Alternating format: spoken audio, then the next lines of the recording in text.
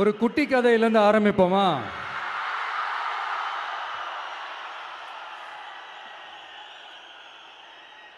ஒரு பெரிய ஊர், ஒரு 4 ரோடு ஜாயிண்ட் ஆகிற மாதிரி ஒரு ஜங்ஷன்,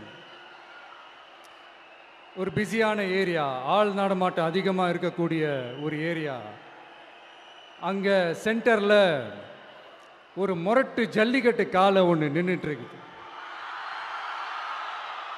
காலில் மண்ணை வீசிக்கிட்டு சீறிக்கிட்டு அப்படியே நின்றுட்டுருக்குது. யாருமே பக்கத்தில் போக முடியல. அந்த இடம் ஒரு கேஷுவலாக மாறணும் அப்படின்னா அந்த காளையை அடக்கி அமைதி ஆக்கினா தான் மறுபடியும் ஒரு பேக் டு நார்மல் சுச்சுவேஷனுக்கு அந்த இடம் மாறும். அந்த ஊரில் இருக்கிற ஒரு சில பேருக்கு மட்டும்தான் அந்த காளை அடங்கும். அவங்க யாருமே அங்கே இல்லை.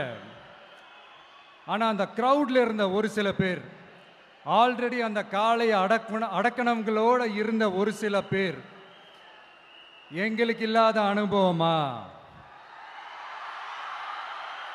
நாங்க பார்க்காத காளையா, நாங்க பார்க்காத மாடா, நாங்க போய் அடக்குறோம்னு சொல்லிட்டு உள்ள போறாங்க. ஒருத்தராலையும் அந்த காளையை தொடக்கூட முடியல. எல்லாரையும் அடிச்சு வீசி தூக்கி போட்டுருச்சு. இப்போ என்னடா பண்றது அப்படின்னு பார்க்கும்போது அந்த கூட்டத்தை விலக்கிட்டு ஒரு சின்ன பையன் ஒரு என்ட்ரி ஒன்று கொடுக்குறான். உங்களுக்கு தான் தெரியும்ல, டேய் எங்களாலே முடியல, நீ எல்லாம் என்னத்தை போய் கிழிக்க போற, எங்களுக்கு அவ்வளோ அனுபவம் இருக்குது, நாங்களே அடிபட்டு ஓரமாக படுத்து கிடக்கிறோம், இவன் விளையாட்டுத்தனமாக ஏதோ பண்ணிட்டு கிடக்கிறான், பாவம் அந்த காளைகிட்ட போய் அடிபட்டு சாவ போகிறான், பச்சா பையன், அந்த பையன், இந்த பையன், அண்டர் எஸ்டிமேட் பண்ணுறது, ஏளனமாக பேசுறது, இப்படி ஒரு பக்கம். இன்னொரு பக்கம் பரிதாபப்பட்டு, ஐயோ பாவமே, இப்படி தனியாக போய் மாட்டிக்கிட்டானே அந்த காளைகிட்ட, என்ன பண்ண போகிறானோ அப்படின்ட்டு ஒரு பக்கம் பரிதாபப்பட்டு பேசுகிறாங்க.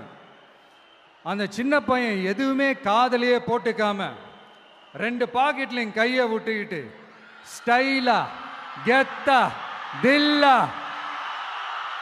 அப்படியே உள்ள போறான். ஒரு ஸ்டெப் எடுத்து வைக்கிறான், அந்த காலை அப்படியே சீறிக்கிட்டே நின்றுட்டு இருக்குது. இன்னொரு ஸ்டெப் எடுத்து வைக்கிறான், காலை அப்படியே சீறிக்கிட்டே முன்னாடி வருது. மக்கள் எல்லாரும் பதட்டத்தோடு அப்படியே பார்த்துட்டு இருக்கிறாங்க. இன்னொரு ஸ்டெப் எடுத்து வைக்கிறான், காலை அப்படியே முட்டை வரும்போது பாக்கெட்டுக்குள்ள மறைச்சி வச்சிருந்த 2 புல்லுக்கட்டு அதை அந்த காளை கிட்ட காட்டுறான். காளை அப்படியே சடனாக வந்து நின்று அது மூடெல்லாம் மாறி அந்த புல்லுக்கட்டை சாப்பிட ஆரம்பிச்சிருச்சு. அந்த சின்ன பையனும் அந்த காளையை அப்படியே தடவிக்கிட்டு வரான். காளையும் பக்கத்தில் ஒரு குழந்தை மாதிரி நடந்து வந்துக்கிட்டு வருது. பக்கத்தில் இருந்த ஒரு வயல்வெளியில் அந்த காளையை மேய விட்டுட்டு வரான். மக்கள் எல்லாரும் அந்த பையனை ஆச்சரியமாக பார்க்குறாங்க. அந்த அடிபட்டு கிடந்த அந்த அனுபவசாலிங்க தலையை தொங்க போட்டு நின்றுட்டு இருக்கிறாங்க. ஏன்னா பேசின பேச்சு அப்படி. வாய் இருக்குன்றதுக்காக நக்கலுமா நையாண்டியுமா நச நச நச நசன் ஒரே பேச்சு. என்ன பண்ணுறது, தலையை குனிஞ்சு அப்படியே நின்றுட்டு இருக்கிறாங்க.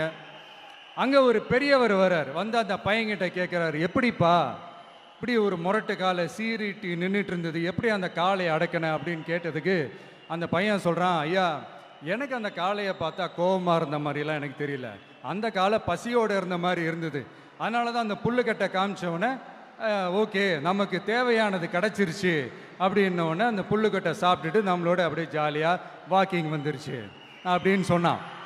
இதை கேட்ட அந்த பெரியவர் சொன்னாராம், இந்த சின்னவங்க பெரியவங்க அனுபவம் இருக்கிறவங்க அனுபவம் இல்லாதவங்க இதெல்லாம் விஷயமே கிடையாது. யாராக இருந்தாலும் அந்த சூழலுக்கு ஏற்ற மாதிரி அந்த சிச்சுவேஷனுக்கு தகுந்த மாதிரி என்ன பண்ணி அந்த ப்ராப்ளமை சால்வ் பண்ணுறான், ஏது பண்ணி அந்த ப்ராப்ளமை சால்வ் பண்ணுறான், அதுதான் விஷயமே, அதுதான் மேட்ரு. ஸோ நீ சூப்பர்ப்பா, என்ன ப்ராப்ளம் வந்தாலும் நீ சால்வ் பண்ணிடுவ அப்படின்னு முதுகில் தட்டி கொடுத்துட்டு அந்த பெரியவர் போகிறார். இப்போ அந்த கதையில் அந்த முரட்டு ஜல்லிக்கட்டு காலை தான் நம்ம தமிழ்நாட்டு அரசியல் களம். அந்த பெரியவர் தான் நம்ம தமிழக மக்கள். அந்த பாக்கெட்டுக்குள்ள ஸ்டைலா தில்லா கெத்தா ஒருத்தன் உள்ள வந்தான் பாருங்க, அவன்தான்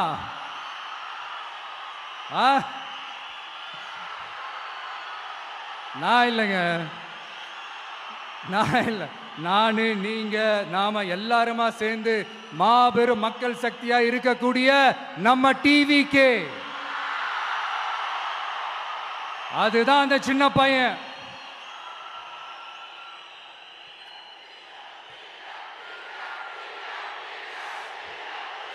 தேங்க்யூ தேங்க்யூ தேங்க்யூ.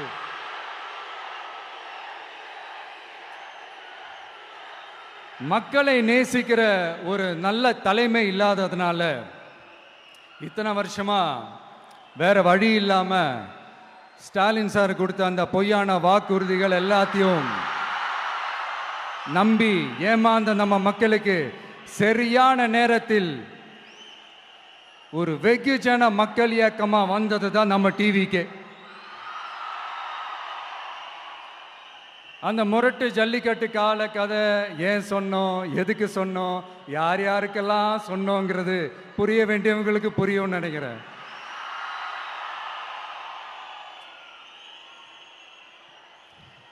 இப்போ நாம ஒவ்வொரு வீட்டில் உயிரா உணர்வா இருக்கிறோம். ஆனால் நான் உங்க எல்லாரையும் நேரில் சந்திக்கணும், நீங்கள் இருக்கிற ஊருக்கே உங்களை சந்திக்கணும் அப்படின்றது தான் எனக்கு மனசில் இருக்கிற ஒரு பெரிய ஆசை. ஆனால் அந்த சிச்சுவேஷன் ஒரு எதிர்கட்சியாக இருந்து கேள்வி கேட்டுட்டு இருக்கிற இந்த நேரத்தில் நமக்கு எதிராக என்ன சூழ்ச்சிகள்லாம் நடக்குதுன்றது உங்கள் எல்லாருக்குமே நல்லா தெரியும். அதனால் இப்போ உங்களுக்கு ஒரு வாக்குறுதியை கொடுக்குறேன். நம்மளுடைய ஆட்சி அமைஞ்சதும் ஒவ்வொரு கிராமத்துக்கும் நான் நேரடியா வந்து என்னுடைய சொந்தங்களாகிய உங்க எல்லாரையும் நான் சந்திக்கிறேன்.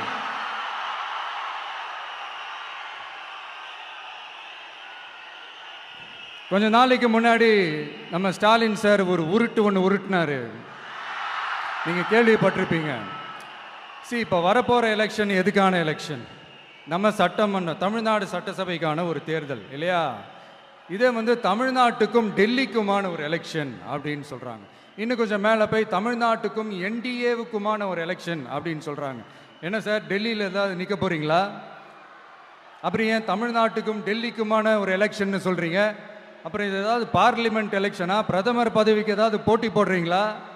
அப்புறம் ஏன் அதை தமிழ்நாட்டுக்கும் என்டிஏவுக்குமான ஒரு எலெக்ஷன் சொல்றீங்க? எங்களுக்கு புரியலையே சார், இது என்ன லாஜிக்னு எங்களுக்கு புரியலையே. எந்த எலெக்ஷனை எப்படி டீல் பண்ணணும், எப்படி ஹேண்டில் பண்ணணுன்றது நம்ம தமிழ்நாட்டு மக்களுக்கு தெளிவாக தெரியும். நம்ம தமிழ்நாட்டு மக்கள் மாதிரி ஒரு தெளிவான மக்களை நீங்க பார்க்கவே முடியாது. சூப்பர் கிளாரிட்டியோட சூப்பர் மக்கள் சார் நம்ம மக்கள். இந்த போருக்கு போறதுக்கு முன்னாடி தான் இந்த படை பரிவாரங்களோட போவாங்கன்னு கேள்விப்பட்டிருக்கிறேன். ஆனா நீங்க என்னடானா இந்த ஒன்றுத்துக்கும் உதவாத இந்த பால் டப்பாவை உருட்டிக்கிட்டு இருக்கீங்களே சார். உண்மையிலே இந்த எலெக்ஷன் எதுக்கான எலெக்ஷன் சொல்லட்டுமா? தமிழ்நாட்டு மக்களுக்கும் ஊழலுக்கும் நடக்கிற போர், தமிழ்நாட்டு மக்களுக்கும் லஞ்சத்துக்கும் நடக்கிற போர், தமிழ்நாட்டு மக்களுக்கும் இந்த நிர்வாகத்தை சரியா செய்யாத இந்த திமுக அரசுக்கும் நடக்கிற போர், அதாவது தமிழ்நாட்டு மக்களுக்கும் உங்க ஆட்சிக்கும் நடக்கிற போர், தமிழ்நாட்டு மக்களுக்கும் ஸ்டாலின் சாருக்கும் நடக்கிற போர். இன்னும் சுருக்கமா சொல்லணும்னா விஜய்க்கும் ஸ்டாலின் சாருக்கும் நடக்கிற போர்.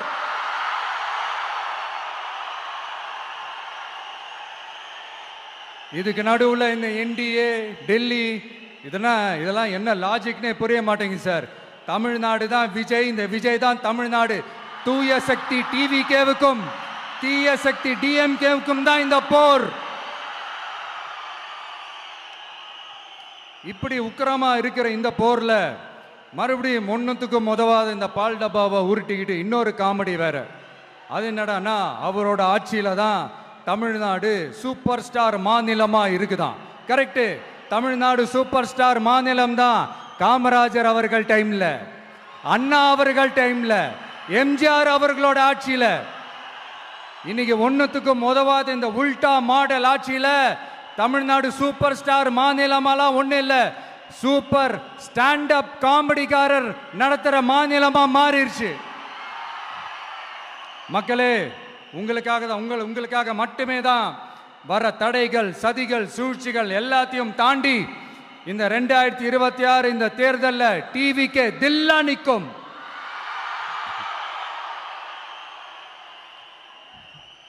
இதுவரைக்கும் நடந்த எலெக்ஷன் வேற, இப்ப நடக்க போற எலெக்ஷன் வேற.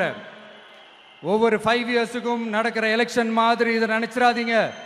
50 வருஷத்துக்கு ஒரு வாட்டி நடக்க போற ஒரு எலெக்ஷன் மாதிரி இது. அதிசய எலெக்ஷன். ஒரு எலெக்ஷன்ல அவங்களோட எதிரிகளை தான் எதிர்ப்பாங்க, அப்படிதான் எதிர்ப்பாங்க, அதுதான் யதார்த்தமும் கூட. ஆனா இந்த எலெக்ஷன்ல தான் ஒட்டுமொத்தமா எல்லாருமா சேர்ந்து ஒருத்தனை எதிர்க்கிறாங்க. ஒட்டுமொத்தமா எல்லாருமா சேர்ந்து இந்த விஜயை எதிர்க்கிறாங்க. ஏன்னா இந்த விஜய் ஊழலை எதிர்க்கிறான், லஞ்சத்தை எதிர்க்கிறான், மக்களோட மக்களா நிக்கிறான். அந்த மக்கள் அவன் கூட நிக்கிறாங்க. அந்த காண்டு எப்படி? அந்த காண்டு தான் ஒட்டுமொத்தமா எல்லாருமா சேர்ந்து ஒருத்தனை எதிர்க்க காரணம். நீங்க எப்படி வேணா எதிர்த்துக்கங்க, ஆனா போட்டி 2 பேருக்கு நடுவில் உள்ளதான். ஒண்ணு இன்னொன்னு. இந்த எலெக்ஷன் டேல மேக்சிமம் என்ன பண்ணுவீங்க? போவீங்க, ஓட்டு போடுவீங்க, வருவீங்க, அவ்வளவுதான் உங்களுடைய பார்ட்டிசிபேஷன். ஆனா இந்த எலெக்ஷன்ல நீங்க பங்கெடுத்துக்க போறீங்க. எஸ், உங்க வீட்டில் இருக்கிற ஒரு விஜய் தான், உங்க வீட்டில் இருக்கிற ஒரு விஜய் தான் வேட்பாளரா நிக்க போறாங்க. உங்க வீட்டில் நிக்கிற ஒரு வேட்பாளர்னா அப்போ உங்க வீட்டில் இருக்கிற மற்றவங்க எல்லாருமே வாக்காளர்கள் தானே. உங்க அம்மா, உங்க அப்பா, உங்க அண்ணன், உங்க தம்பி, உங்க சொந்தம் டிவிக்கே வேட்பாளர் அப்படின்னா அப்போ உங்க ஓட்டு விசில் சின்னத்துக்கு தான் எல்லாருக்குமே தெரியும். ஏன், நம்மளோட எதிரிங்களுக்கு கூட அது நல்லாவே தெரியும். அதனாலதான் நமக்கு எதிராக அவ்வளவு அவதூறு பரப்புறாங்க. என்னென்ன அவதூறு பரப்புறாங்கன்றது உங்களுக்கே நல்லா தெரியும். ஆனா அவங்களுக்கு தெரியாது, ஏன் மேல அவதூறு பரப்புனா அது மக்கள் மேல அவதூறு பரப்புற மாதிரின்னு. எனக்கு அரசியல் தெரியலன்னு சொன்னா அது மக்களுக்கு அரசியல் தெரியலன்னு சொல்ற மாதிரின்னு. என்ன அசிங்கமா பேசினா அது மக்கள் அசிங்கமா பேசுற மாதிரின்னு. எனக்கு எதிராக செய்யற ஒவ்வொரு செயலும் அது மக்களுக்கு எதிராக செய்யற செயல் அவங்களுக்கு தெரியாம போச்சு. இந்த விஜயும் மக்களும் வேறு வேறு இல்லை. இந்த விஜயும் மக்களும் ரத்தமும் சதையும் மாறி, உடலும் உயிரும் மாறி, ஒன்னிலிருந்து ஒண்ண பிரிக்கவே முடியாது. எஸ், சென்சிட்டிவான சென்டிமெண்ட், அது சென்சிட்டிவான சென்டிமெண்ட்.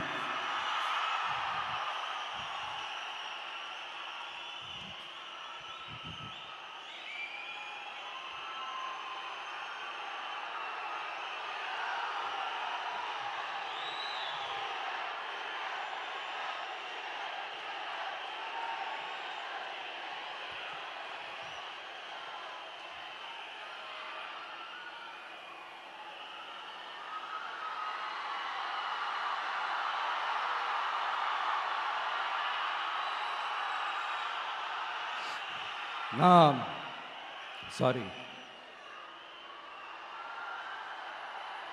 இதை யாரும் அசைக்க முடியாது. மக்களை நேசிக்கிற விஜய் வேணுமா? மக்கள் விரோத ஆட்சி நடத்துற ஸ்டாலின் சார் வேணுமா? இந்த விஜய் நம்புறீங்களா, ஸ்டாலின் சார் நம்புறீங்களா? Proof, this is the proof.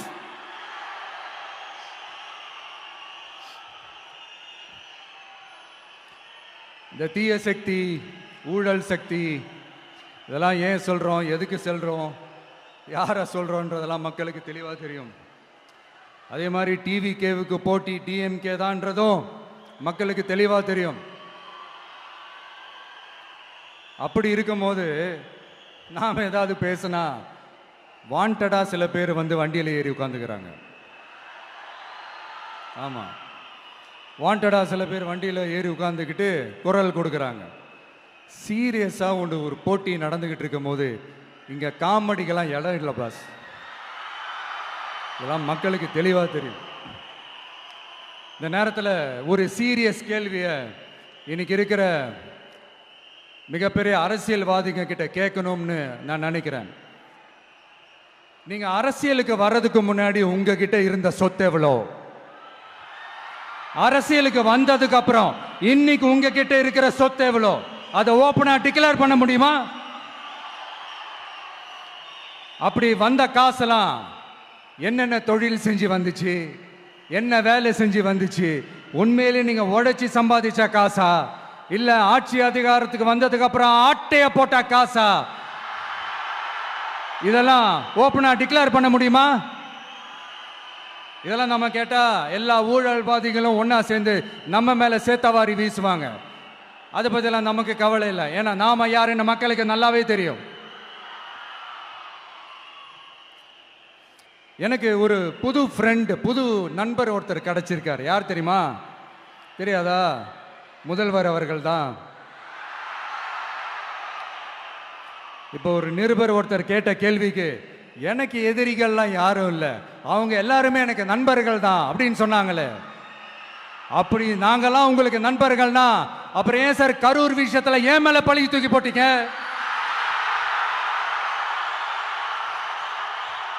உங்களுக்கு மனசாட்சின்னு ஒண்ணு இருந்தா அப்படி பேசிருப்பீங்களா?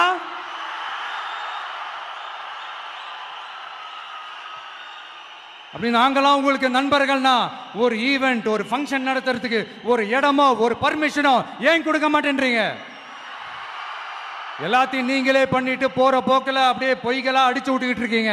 உங்களோட உண்மையான நண்பர்கள் யாருன்னு சொல்லட்டுமா? லஞ்சம், ஊழல், அரசியல் ஆதாயம், இதெல்லாம் தான் உங்களோட உண்மையான நண்பர்கள். பர்சனலா நீங்க எப்படி வேணா இருந்துக்கங்க சார், நமக்கு அதை பத்தி கவலை இல்லை, நமக்கு அது அவசியமும் இல்லை. ஆனா உங்க ஆட்சி தான் தப்பான ஆட்சி, தமிழ்நாட்டுக்கு தேவையில்லாத ஆட்சி. கொஞ்ச நாளைக்கு முன்னாடி கற்பனையா ஒரு விஷயம் ஒன்று சொன்னேன். இந்த முதல்வர் கூட விசில் சின்னத்துக்கு தான் வாக்களிப்பாரு அப்படின்ட்டு கற்பனையா ஒன்று சொன்னேன். ஆனா இன்னைக்கு நிஜமாவே நமக்கு ஆதரவா ஒரு கோஷத்தை எழுப்பியிருக்கிறாங்க. அது என்ன தெரியுமா? எங்க வாக்கு சாவடி வெற்றி வாக்கு சாவடியா. அதுக்கு அர்த்தம் என்ன தெரியுமா? எங்க வாக்கு சாவடி விஜய் வாக்கு சாவடின்னு அர்த்தம்.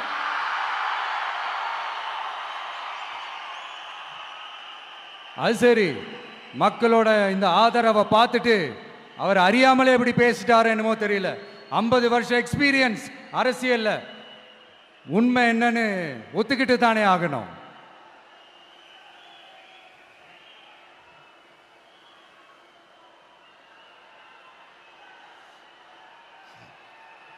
ஜனநாயகம்ங்கிறது பெரும்பான்மை ஆட்சி அதிகாரம் சார்ந்தது மட்டும் இல்லை, சிறுபான்மை மக்களின் உரிமைகள் உணர்வுகளும் புனிதம்னு நினைச்சு அதையெல்லாம் காப்பதற்கு பெயர் தான் ஜனநாயகம்னு 1963 அறிஞர் அண்ணா பார்லிமெண்ட்ல பேசினதை நாம இங்க சொல்றது ரொம்ப பொருத்தமா இருக்கும்.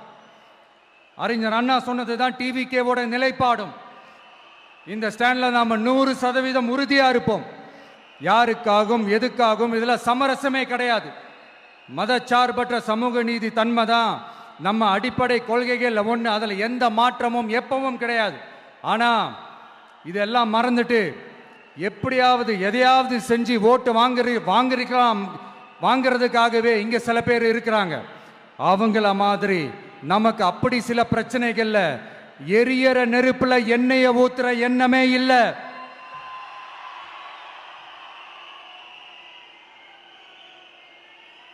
இங்க சில அரசியல் கட்சிகளும் சில அரசியல் தலைவர்களும் ஒரு சில நேரங்களில் அமைதியா இருந்தாலே போதும், ஒரு பிரச்சனையும் வராது. இப்போ கரண்ட்ல இருக்கிற சில பிரச்சனைக்கு வருவோம். இந்த கரண்ட் பிரச்சனைக்கு வருவோம். மாசம் மாசம் கரண்ட் பில்லு கட்டுற மாதிரி மாத்துவோம்னு சொன்னீங்களே, செஞ்சீங்களா? நிறைய வீடுகளில் 100 யூனிட் தான் அந்த கரண்ட்டு செலவாகுது ஒரு மாதத்துக்கு. மாதம் நீங்கள் அந்த பில்லு கொடுத்தீங்கன்னா அவங்களுக்கு அது ஃப்ரீ ஆகிடும். அவங்க அந்த காசை கட்ட தேவையே இல்லை. ஆனால் 2 மாதத்துக்கு ஒரு வாட்டி அந்த பில்லு கொடுத்தீங்கன்னா, இப்போ சப்போஸ் அது 200 யூனிட்டுக்கு மேலே போச்சுன்னா அது அவங்களுக்கு ஒரு மிகப்பெரிய சுமை தானே. இது எந்த கணக்கில் எடுத்துக்கிறது? ஒரு மாதிரி ஒரு மாடர்ன் கரப்ஷன் அப்படின்னு எடுத்துக்கலாமா? அடுத்து பஸ் வசதி. நிறையா கிராமங்களில் பஸ் வசதி இல்லைன்னு சொன்னால் இந்த ஒட்டுமொத்த திமுக அரசும் கத்திக்கிட்டு வந்துடுவாங்க. நாங்கள் பஸ் விடாத கிராமங்களே இல்லை அப்படின்னு சொல்லுவாங்க. அப்படி அது உண்மை அப்படின்னா முதல்வர் அவர்கள்கிட்ட நம்ம தங்கச்சி ஒருத்தவங்க ஒரு கேள்வி கேட்டாங்களே, எங்க ஊருக்கு ஒரு மினி பஸ் ஆவது விடுங்க சார் அப்படின்னு கேட்டாங்களே, அது எந்த கணக்கில் எடுத்துக்கிறது? நிறைய மலை கிராமங்கள்ல பஸ் வசதி இல்லை, நிறைய மலை கிராமங்கள்ல ஹாஸ்பிட்டல் வசதி இல்லை. இது ரெண்டுமே எவ்வளவு முக்கியமான ஒரு விஷயங்கள். பஸ் வசதியும் ஹாஸ்பிட்டல் வசதியும் இல்லாததுனால வீட்டிலேயே பிரசவம் பார்க்கிற அந்த ஆபத்து இருக்குதுன்னு எவ்வளவு நியூஸ் பார்க்கிறோம். இதெல்லாம் எந்த கணக்கில் சேர்த்துக்கிறது? அடுத்து இது எல்லா மீட்டிங்லையும் பேசுறதுதான், பெண்களுக்கு பாதுகாப்பு நம்பர் 1 இருக்குது தமிழ்நாட்டில் அப்படின்னு சொல்றாங்க. அப்புறம் அது என்ன வி சேஃப் மாடலா? பெண்கள் என்ன சொல்றாங்க தெரியுமா? அது வி சேஃப் மாடல் இல்ல, வி ஆர் நாட் சேஃப் மாடல்னு சொல்றாங்க. இப்படி இருக்கிறப்போ தமிழ்நாட்டில் எங்க போனாலும் பெண்களுக்கு பாதுகாப்பு அப்படியே கொட்டி கிடக்குதான். இப்படி சொன்னா எப்படி சார்? கேட்கிறவங்களாம் என்ன கேசரி சாப்பிட்றாங்க நினைச்சீங்களா?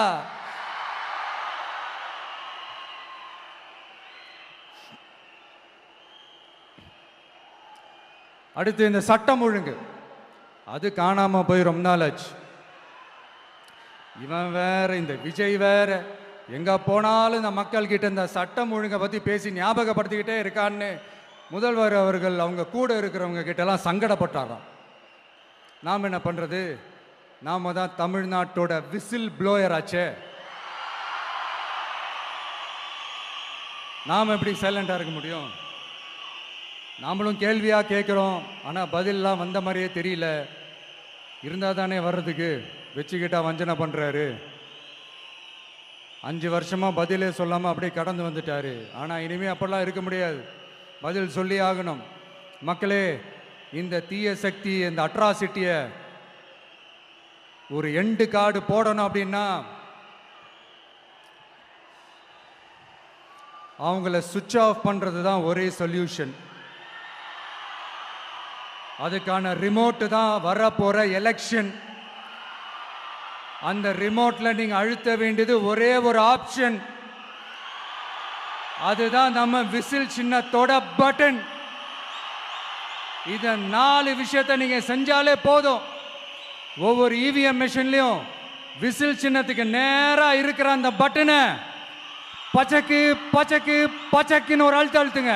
எப்படி? அவ்வளவுதான்.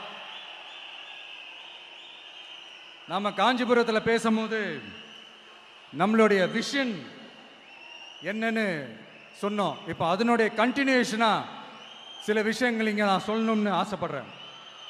இப்பவும் சொல்றேன், உறுதியா சொல்றேன், சத்தியமா சொல்றேன். பெண்கள், பெண் குழந்தைகள், ஆண் குழந்தைகள் பாதுகாப்பு நம்ம ஆட்சியில் நம்பர் 1 இருக்கும். சட்டம் ஒழுங்கு ரொம்ப ரொம்ப ஸ்ட்ரிக்டா இருக்கும். அரசு பள்ளிக்கூடங்களும் கல்லூரிகளும் முதல் தரமா இருக்கும். போட்டி தேர்வுகளுக்குன்னு லட்சங்களை கொட்டி தனி கோச்சிங் சென்டர் போய் படிக்க அவசியமே இருக்காது. ஏன்னா கவர்மெண்ட் ஸ்கூல், காலேஜ் சிலபஸே போட்டி தேர்வுகளை ஈஸியா சந்திக்கிற வகையில் அந்த ஸ்டாண்டர்டுக்கு ஏத்த மாதிரி அமைக்கப்படும். உயர்நிலை பள்ளி பாடத்திட்டங்களிலேயே அடிப்படை அரசியல் சாசன சட்டம் சேர்க்கப்படும். மாநில மற்றும் ஒன்றிய அரசு அலுவலகங்கள், வங்கிகளின் செயல்பாடுகள் மற்றும் அவற்றை அணுகும் முறை குறித்து மாணவர்களுக்கு தெளிவான புரிதலை ஏற்படுத்தும் வகையில் தேர்வுகள் அற்ற செயல்முறை பாடமாக கற்பிக்கப்படும். இந்தியா முழுக்க உள்ள ஒன்றிய அரசு சார்ந்த கல்வி நிலையங்கள் மற்றும் அதன் சேர்க்கை அட்மிஷன் குறித்து புரிதலும் தெளிவும் மாணவர்களுக்கு உருவாக்கப்படும். அனைத்து அரசு பள்ளிகளிலும் பெண் குழந்தைகளுக்கு சுத்தமான, சுகாதாரமான மற்றும் தரமான கதவுகள் பொருத்தப்பட்ட ரெஸ்ட் ரூம்கள் அமைப்பது உறுதி செய்யப்படும். போதைப் பொருட்கள் இல்லாத தமிழகம் உருவாக்கப்படும்.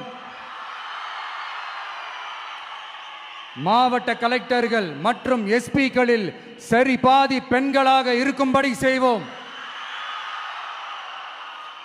மலை கிராமங்களில் அரசு ஆரம்ப சுகாதார நிலையங்கள் பிரசவம் பார்க்கும் வசதியுடன் அமைக்கப்படும். பஸ் போக்குவரத்து இல்லாத கிராமங்கள் மற்றும் மலை கிராமங்களே இல்லை என்ற நிலை உருவாக்கப்படும். ஏற்கனவே அமைப்பு சாரா தொழிலாளர்கள் அமைப்பு இருந்தாலும் ஆட்டோ, டாக்ஸி மற்றும் லாரி டிரைவர்களுக்கென அவர்களின் நலன்களுக்காகவும் குடும்ப நலன்களுக்காகவும் தனியாக நல வாரியம் அமைக்கப்படும். தென் தமிழகம் உட்பட தமிழகத்தின் தேவையான பகுதிகளில் தொழிற்சாலைகள் அமைக்கவும் தொழில் வளம் பெருக்கவும் தனி கவனம் செலுத்தப்படும். விவசாயிகள், மீனவர்கள் மற்றும் நெசவாளர்களின் கருத்துக்களை அறிந்து அவர்களுக்கான திட்டங்கள் காலத்தின் தேவைக்கேற்ப உருவாக்கப்படும். இப்போ நம்ம ஸ்டாலின் சார் அறிவாலயம் பக்கத்தில் யாரு நடந்து போனாலும், அறிவாலயம் பக்கத்தில் யாரு நிழலுக்கு ஒதுங்கினாலும் கூட்டணியில் சேர்த்துக்கிறார். அந்த வச்சிருக்கிற பணத்தில் ஒரு பங்கு ஒன்று கொடுத்து, அதுக்கு பேர் கல்லாப்பெட்டி கூட்டணின்னு வச்சிருக்கிறேன். இந்த கல்லாப்பெட்டி கூட்டணியை ரொம்ப கஷ்டப்பட்டு சேர்த்திருக்கிறார். ஆனால் அவருக்கு நான் சொல்றேன், இந்த அறத பழைய கூட்டணி கணக்குகளோ இந்த கொள்ளையடிச்ச பணத்தையே வச்சு எங்க மக்களை ஏமாத்தி எல்லாம் ஜெயிக்க முடியாது. ஏன்னா இது மாபெரும் மக்கள் சக்தியான வித்தியாசமான விசில் புரட்சி எலெக்ஷன்.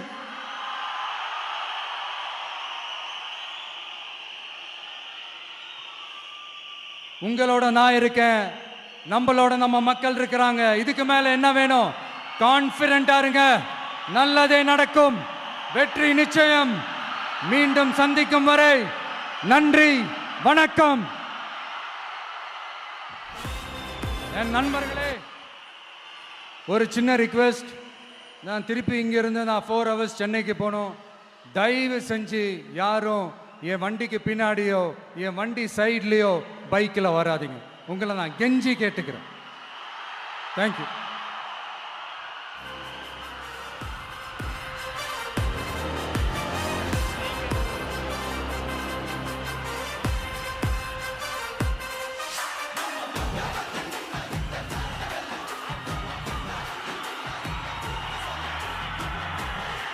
வெற்றி தலைவர் அவர்களுக்கு நன்றி.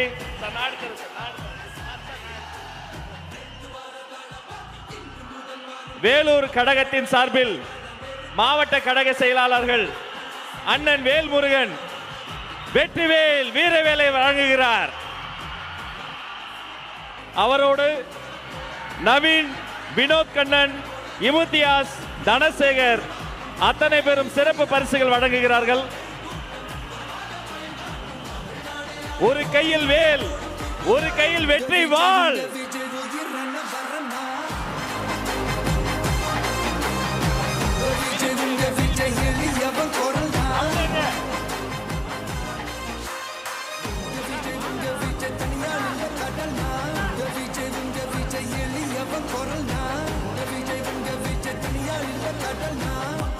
மன்னர்களை உனக்கு காட்ட வரனா.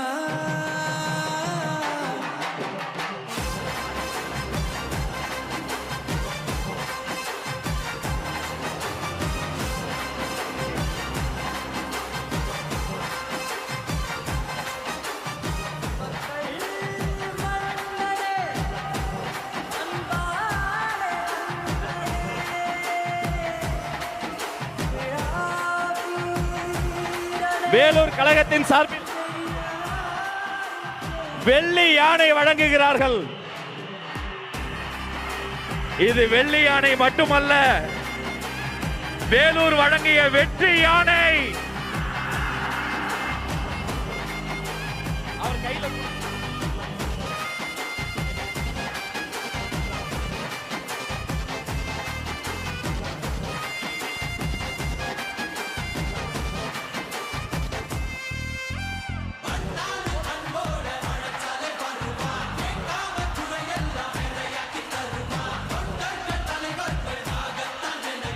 வேலூர் கழகத்தின் சார்பில் தங்க கோயிலும்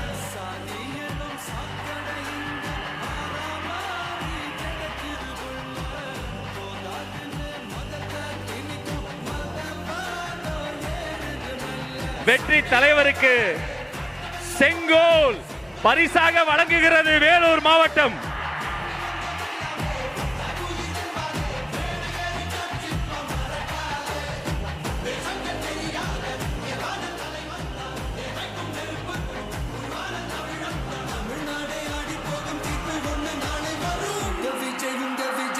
நன்றி நன்றி.